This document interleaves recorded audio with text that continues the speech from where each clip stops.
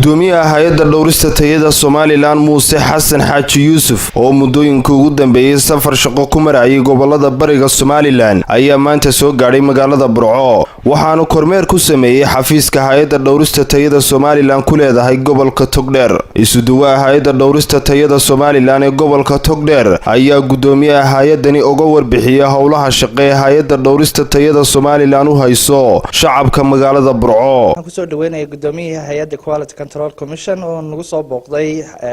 xafiiska iyagii Burco oo shaqaalihii iyo barnaamijka shaqada cusub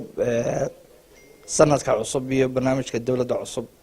oo noo faahfaahinayo gudoomiyaha hay'adda dhowrista tayada Somaliland Muuse Xasan Xaaji Yuusuf ayaa shaqaalaha hay'adani kula dardaarmay inay laaban howlaha shaqeeyo u hayaan shacabka gobolka Togdheer waxaanu sheegay inay ka go'an tahay sidii shacabka Somaliland ay u heli lahaayeen badeecooyin tayadooda la hubiyay waxaana hadaladiisa kamid ahaa aad baan ugu faraxsanahay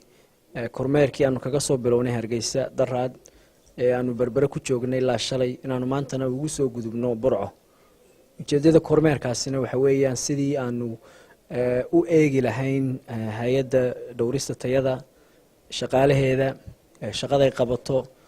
wixii qorshe ama wixii barnaamij aanu la wadaagno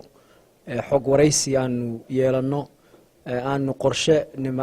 maaragtay dejino qorshahaas aanu doonayno inaanu kula shaqeyno maaragtay haday noqdaan ganacsatayaasha haday noqdaan laamaha dawladda kala duwan iyo bulshadaba sidii aynu u gudan lahayn shaqadeena hadii Ilaahay ka dhigo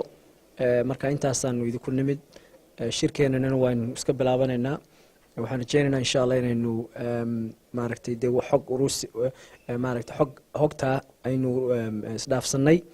aynu ku hawlgeli doonaa Ahmed Salebaan Arab Ahmed Kaafi Bulsha TV